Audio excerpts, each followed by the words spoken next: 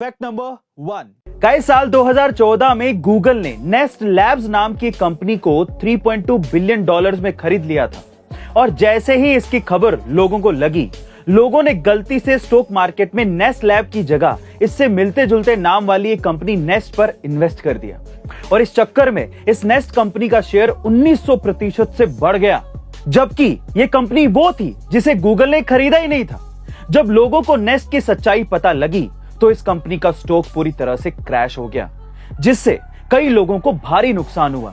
Guys, इसीलिए कहते हैं कि इन्वेस्टिंग का जो डिसीजन होता है ना, वो किसी को कॉपी करके नहीं लेना चाहिए। फैक्ट नंबर 2 दोस्तों, आज से तकरीबन 6 महीने पहले जिस शख्स पर अफगानिस्तान की पूरी इकोनॉमी टिकी हुई थी, जिसने अफगानिस्तान में $6 बिलियन का बजट पेश किया था, आज वो अमेरिका में उबर कैब चला रहा है। जी हाँ दोस्तों, हम बात कर रहे हैं अफगानिस्तान के पूर्व वित्त मंत्री खालिद पाइंदा की, जो अब अमेरिका की राजधानी वॉशिंगटन डीसी में उबर कैब चला रहे हैं। और यही नहीं, उनके पास रहने के लिए अब कोई घर भी नहीं है।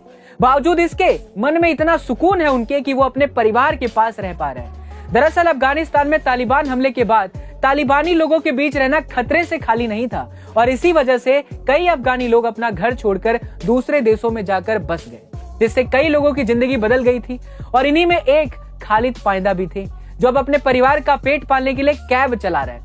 दोस्तों, सोचिए किस्मत का खेल भी कितना अजीब है, पल भर में राजा को रंक बना देता है। फैक्ट नंबर 3 जिसमें मंजिलों को पाने की चाहत होती है ना, वो समंदरों में भी पत्थरों के पुल बना लेते हैं। ऐसा ही कुछ कर दिखाया असम के राहुल दास ने। दरअसल राहुल की माँ असम में चाय की दुकान चलाती है और राहुल भी अपनी माँ के साथ इस काम में हाथ बटाते हैं। राहुल के पिता बचपन में ही उन्हें छोड़कर चले गए थे, जिसके बाद उसकी माँ ने अकेले ही राहुल और उसके भाई का पालन पोषण किया। गरीबी के कारण राहुल को 12वीं के बाद पढ़ाई छोड़नी पड़ गई थी, लेकिन राहुल डॉक्टर बनना चाहते थे और उन्हें अपनी माँ के काम में भी हाथ बटाना पड़ता था।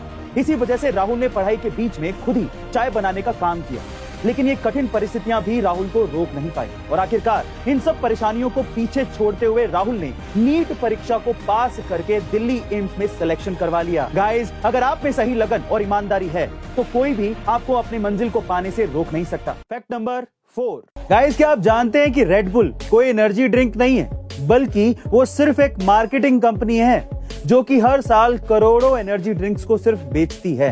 Actually red bull energy drink का सारा प्रोडक्शन एक रोच नाम की जूस कंपनी करती है और रेड बुल की रेसिपी भी कोई सीक्रेट रेसिपी नहीं है, कोई भी इसे बना सकता है और रेड बुल से सस्ते में बेच सकता है। लेकिन इसके बावजूद भी रेड बुल इतना सक्सेसफुल है सिर्फ अपनी मार्केटिंग के दम पर।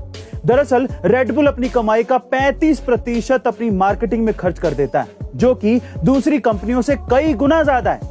और वो सिर्फ इसीलिए इतना पैसा खर्च करता है ताकि आप लोग रेड बुल के नाम पर एक ऐसी ड्रिंक खरीदते रहें जिसे वो बनाता तक नहीं है। क्या गजब दिमाग लगाया है।